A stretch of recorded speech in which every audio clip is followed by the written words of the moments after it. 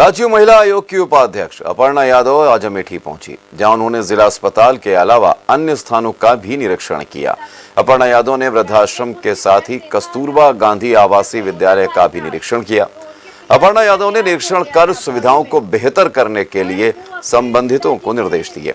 एक दिवसीय दौरे पर अमेठी पहुंची राज्य महिला आयोग की उपाध्यक्ष अपर्णा यादव का बीजेपी कार्यकर्ताओं ने स्वागत किया। इसलिए क्योंकि कोरोना काल में लॉकडाउन लगा हुआ था और दूसरी बात उनको प्रदेश के जितने भी लोग हैं, हम सभी लोगों की बहुत चिंता थी, 25 करोड़ जनता की बहुत चिंता थी।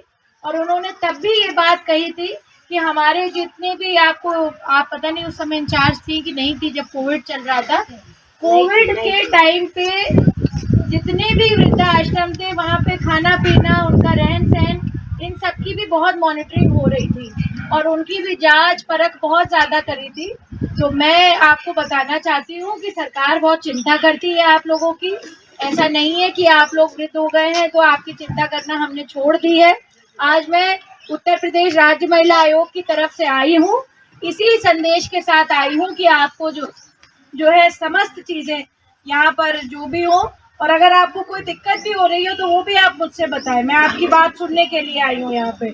दूसरी बात, यहाँ पर जो पेंशन के लिए मैंने कही है उसको आप प्राथमिकता पे सबकी कराएं। जब कोई व्यक्ति बहुत बड़ा अभिनेता होता है या बहुत बड़े जनप्रतिनिधि होता है या ऐसा व्यक्ति हो जिसकी जो है फॉलोइंग हो, मास फॉलोइंग हो, तो उसको इस प्रकार के अशिष्ट व्यवहार और अशिष्ट बयान से बचना चाहिए।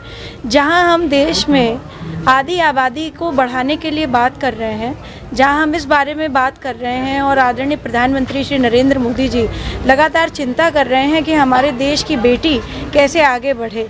अभी भी जब मैं निरीक्षण करने पे आई हूँ तो बेटी बचाओ बेटी पढ़ाओ के तहत ही मैंने जो है बर्थ सर्टिफिकेट भी बांटे हैं और बच्चों को जो इनकी बच्चियाँ हुई हैं, बेटियाँ हुई हैं, उनको मेडिकल किट भी दी है। तो ये सारी चीज़ें हम लोग कह रहे हैं कि भाई बच्चियों का जो है फीमेल ग्रोथ हो, फीमेल एम्पावरमेंट हो, बच्चियां और पैदा हों, उनके लिए हम बढ़त दे रहे हैं। वहीं पर हमारे बीच में एक ऐसा व्यक्ति का बयान आता है जिसकी काफ़ी फॉलोइंग है और वो ये बात कह देते हैं कि भाई हमें तो ऐसा फील होता है कि भाई हम महिला हॉस्टल के वार्डन हैं। इस तरीके की बात देखिए, उनको नहीं फ़र्क पड़ेगा उस लेवल पर ये चीज़ें नीचे लेयर्स की सोसाइटी पे आएगा। Society as a whole affect होती है इस चीज़ से।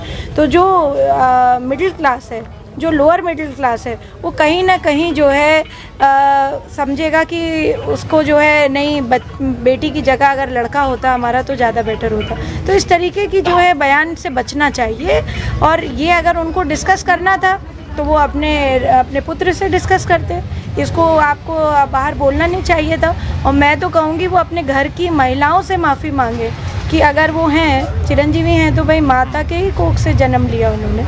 उनका घर जो देख रही होगी वो उनकी पत्नी ही देख रही होगी, उनकी बहन होगी, बेटी होगी। और जब वो बच्ची जो ग्रैंड डॉटर के बारे में, जिनके बारे में बात किया, ग्रैंड डॉटर जब बड़ी होगी, जब उसको पता चलेगा कि मेरे दादा ने या मेरे नाना ने इस तरीके का बयान दिया, उसको कैसा महसूस होगा। उसके कोमल मस्तिष्क पर, कोमल मन पर बहुत बड़ा प्रभाव पड़ेगा और ख़राब प्रभाव पड़ेगा।